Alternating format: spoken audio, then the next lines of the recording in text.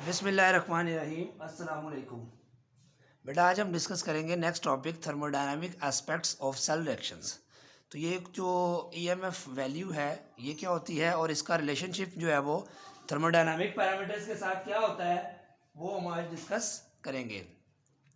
तो सबसे पहले रिलेशनशिप है between EMF and free energy. तो as we know that potential we are E M F is equal to the ratio of work and energy. ये हमने पहले definition introduction वाले लेक्चर में पढ़ी थी कि पोटेंशियल बराबर होता है वर्क पर यूनिट चार्ज। तो यहाँ से जो पोटेंशियल है इसी को हम अब ई एम एफ कह रहे हैं। ई एम एफ का मतलब लफ्जी मतलब आप सामने देख रहे हैं E M F electromotive force, यानी कि चार्ज को मूव करवाने वाली फोर्स को ईएमएफ कहते हैं और वही पोटेंशियल होता है। तो हम अब जो वी की जगह ई लिखेंगे, ई यहाँ पे ईएमएफ होगा और इसी को पोटेंशियल कहेंगे हम। अब हमारे पास यहाँ से डब्ल्यू है, इसकी वैल्यू निकालनी है तो क्यू इधर चला जाएगा, तो ई क्यू डब्ल्यू के साथ ये जो ई लगाया इसका क्या मतलब है इलेक्ट्रिकल वर्क डन, यानी कि चूँकि इस वर्क से इलेक्ट्रिसिटी प्रोड्यूस हो रही है या इलेक्ट्रिकल इसका फंक्शन है तो इसलिए इसको हम ना इलेक्ट्रिकल वर्क डन कह देंगे। अब ये जो क्वांटिटी ऑफ इलेक्ट्रिसिटी कितनी फ्लो करती है इसको फाइंड करने के लिए हमने एक एग्जांपल लिया है। If a substance is oxidise in the following way, A changes to B plus N electron. ये उसके ऊपर वैलेंसी है। अगर ए एक इलेक्ट्रॉन लूज करता है तो यहाँ एन की जगह 1 आ जाएगा, अगर ए 2 इलेक्ट्रॉन लूज करता है तो इसकी एन की जगह 2 आ जाएगा। अब अगर फर्ज करें बेटा ए जो है वो 1 मोल है, तो 1 मोल एक मोल बी पॉजिटिव आयन में कन्वर्ट होता है और वो एक ही इलेक्ट्रॉन लूज करता है, सपोज एन की जगह 1 है, तो कितनी क्वांटिटी ऑफ इलेक्ट्रिसिटी फ्लो करेगी 1 फैराडे। ये मैं बता चुका हूँ आपको कि 1 मोल अगर इलेक्ट्रॉन ट्रांसफ़र होता है, ऑक्सीडाइज होता है या रिड्यूस होता है तो 1 फैराडे क्वांटिटी ऑफ इलेक्ट्रिसिटी जो है वो पास करती है या फ्लो करती है। अब अगर यहाँ पे n की जगह 2 इलेक्ट्रॉन्स आते हैं तो 1 फैराडे की बजाय क्या हो जाएगा बेटा 2 फैराडे। अगर n की जगह 3 हो तो कितने क्वांटिटी ऑफ इलेक्ट्रिसिटी हो जाएगी 1 मोल के लिए 3 फैराडे। तो यहाँ पे n की वैल्यू की जगह हमने NF लिख दिया है, यानी कि n अगर 1 होगा तो 1 फैराडे क्वांटिटी ऑफ इलेक्ट्रिसिटी होगी, अगर 2 है तो 2 फैराडे ऑफ इलेक्ट्रिसिटी होगी, अगर n 3 है तो 3 फैराडे ऑफ इलेक्ट्रिसिटी होगी। तो ये बेसिकली किसकी वैल्यू है Q, क्वांटिटी ऑफ इलेक्ट्रिसिटी। इस Q की वैल्यू यहाँ पुट करें NF, क्यू की जगह क्या पुट कर देंगे एन एफ, साथ ई पहले से मौजूद है क्वेश्चन नंबर 1 में। तो from question number 1 electrical work done from question number 1 W is equal to E Q है, तो क्यू की जगह आ जाएगा एन एफ। अब हमारे पास हमें पता है कि फ्री एनर्जी का रिलेशनशिप मैक्सिमम वर्क डन के साथ क्या होता है, जो work is done at the cost of free energy. तो W G delta G is equal to minus W maximum, ये थर्मोडायनामिक्स में आपने पढ़ी होगी फर्स्ट सेमेस्टर में, जो है माइनस एन एफ ई, ये वैल्यू लगा दी डब्ल्यू की, ठीक है। फिर अगर स्टैंडर्ड कंडीशन हो बेटा तो क्या होता है E is equal to E naught, delta G is equal to delta G not.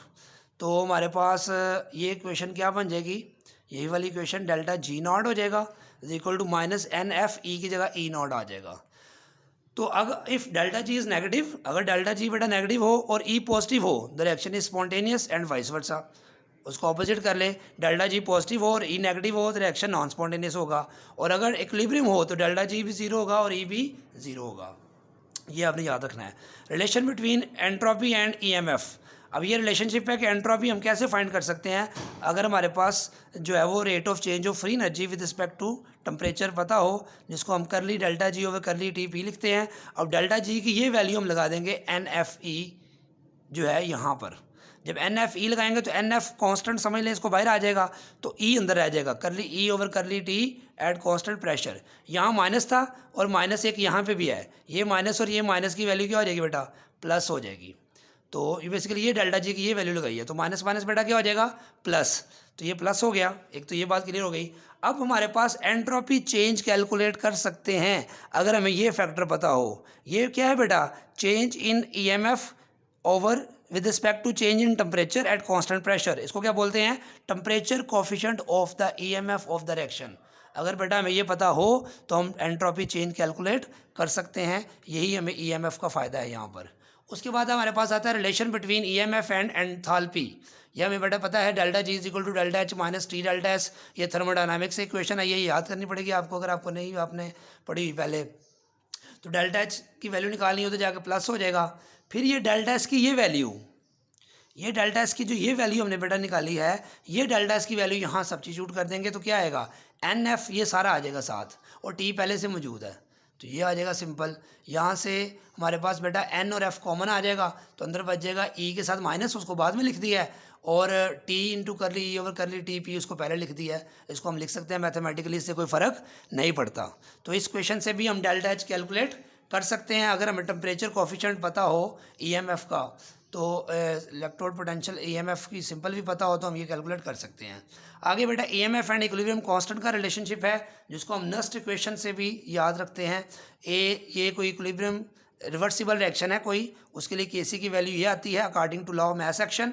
हमारे पास स्टैंडर्ड फ्री एनर्जी का रिलेशनशिप होता है with free energy and equilibrium constant delta G is equal to delta G not plus R T log of K C. अब delta G is equal to delta G not plus R T log of K C की जगह ये सारे factor आ गया।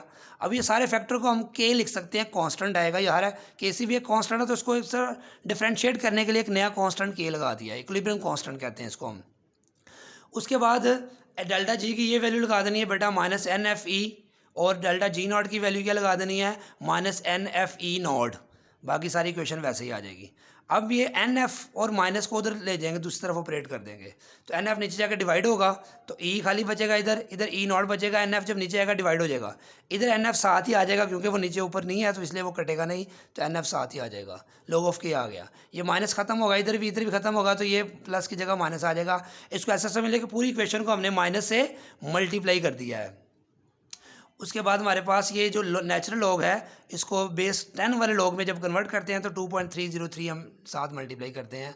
तो ये हमारी equation है, जिसे हम कह सकते हैं रिलेशनशिप बिटवीन जो है वो ईएमएफ एंड इक्विलिब्रियम कांस्टेंट। अगर स्टैंडर्ड इलेक्ट्रोड पोटेंशियल हमें पता हो, तो हम ये के की वैल्यू पता हो तो हम ये फाइंड आसानी से कर सकते हैं, या इनकी वैल्यू पता हो तो वो फाइंड कर सकते हैं।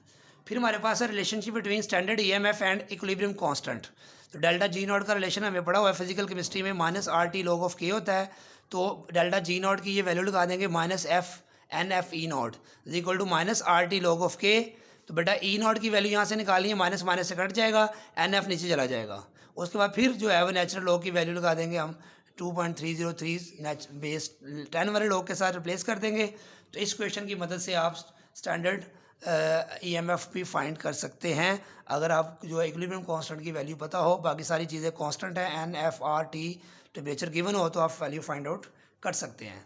तो बेटा ये लॉन्ग क्वेश्चन में भी पेपर में आ जाता है, ये नेक्स्ट क्वेश्चन वाला पोर्शन अलग से शॉर्ट क्वेश्चन में भी पूछ सकता है, कोई भी एक पॉइंट वो अलग से शॉर्ट क्वेश्चन में पूछ सकता है। और ये टॉपिक आपके सिलेबस में भी है, thermodynamic aspects of cell reactions. तो इसको आप प्रैक्टिस करें, लिखें, और कोई प्रॉब्लम हो तो आप मुझसे रब्ता कर सकते हैं। अल्लाह हाफिज़, अस्सलाम वालेकुम।